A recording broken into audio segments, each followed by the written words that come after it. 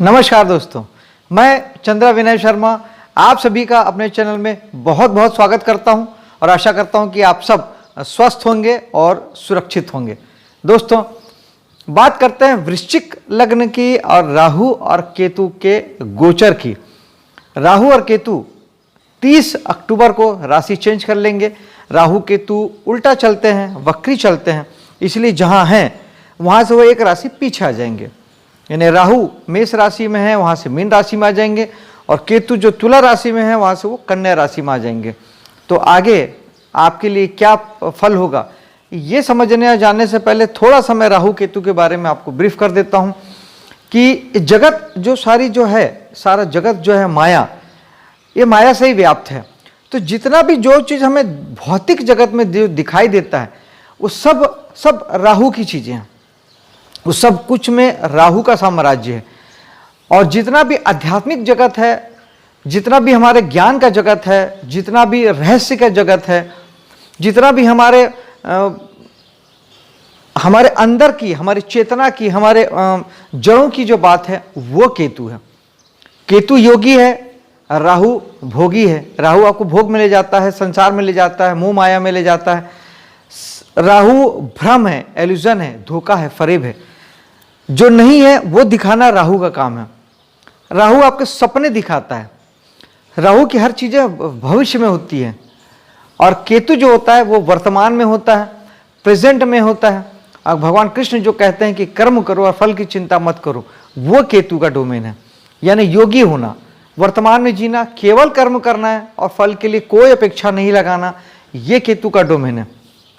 आइए अब आपकी कुंडली के अकॉर्डिंग समझते हैं। जहां पे राहु आपके पंचम भाव में है या पंचम भाव में आ जाएंगे 30 अक्टूबर को, तो पंचम भाव जहां है वहां के लिए अब राहु जहां जाते हैं वहां आपको अपार ऊर्जा देते हैं, वहां के लिए दौड़ाते हैं, भगाते हैं, मोह माया देते हैं, और वहां के पीछे आपको एक्टिव करते हैं। वहां की चीजें आपके लिए आपको दौड़ाती है, आपकी चाहते जो है वो वहां से पैदा होती है।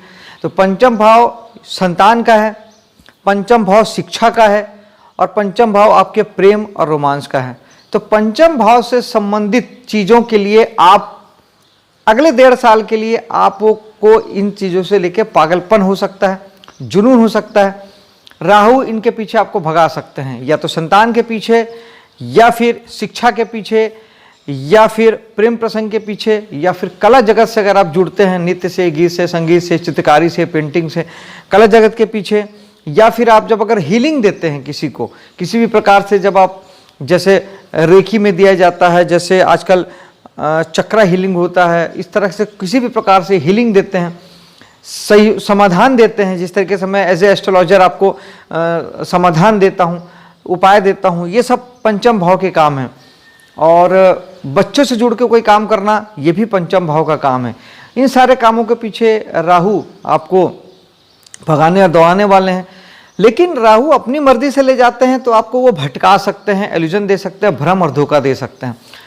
आप इस समय में नया काम अगर करते हैं तो राहु दूसरे के कामों को आपको दिखाएंगे कि वो काम बहुत अच्छा है, उस काम से बहुत फायदा होगा, ये काम करना चाहिए, ये काम करना चाहिए, ये काम करना चाहिए, लेकिन ये सही निर्णय नहीं होगा, क्योंकि राहु भ्रम दिखाते हैं, एल्यूजन देते हैं, धोखा देते हैं। और जो चलता काम है ना, उसमें आपको, क्योंकि चलता काम, वर्तमान काम केतु का है, राहु उसे बिल्कुल पसंद नहीं करते।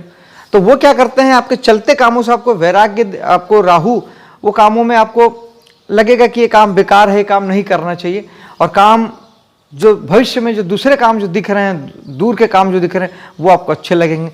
लेकिन ये बहुत बड़ी गलती होगी।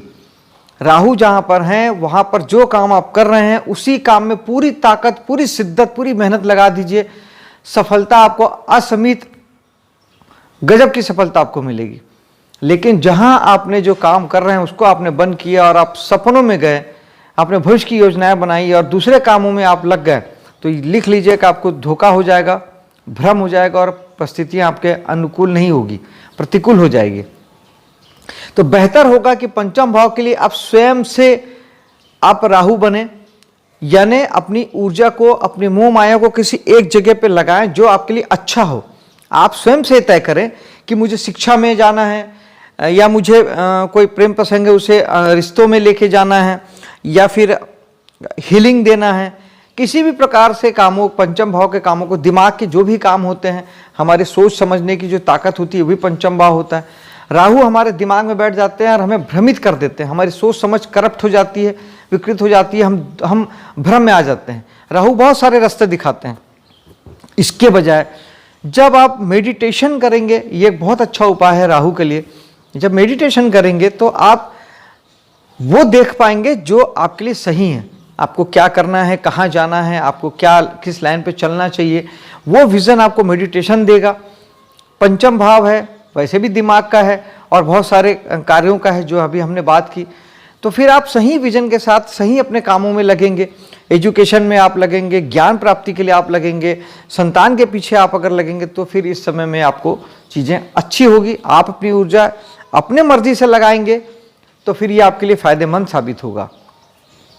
इन केस अगर आपको लगता है कि पंचम भाव से रिलेटेड चीज़ों को लेकर आपको प्रॉब्लम आ रही है, काम बिगड़ रहे हैं या फिर राहु अच्छा फल नहीं दे रहे हैं, तो उस समय में मेडिटेशन तो एक अच्छा उपाय है ही।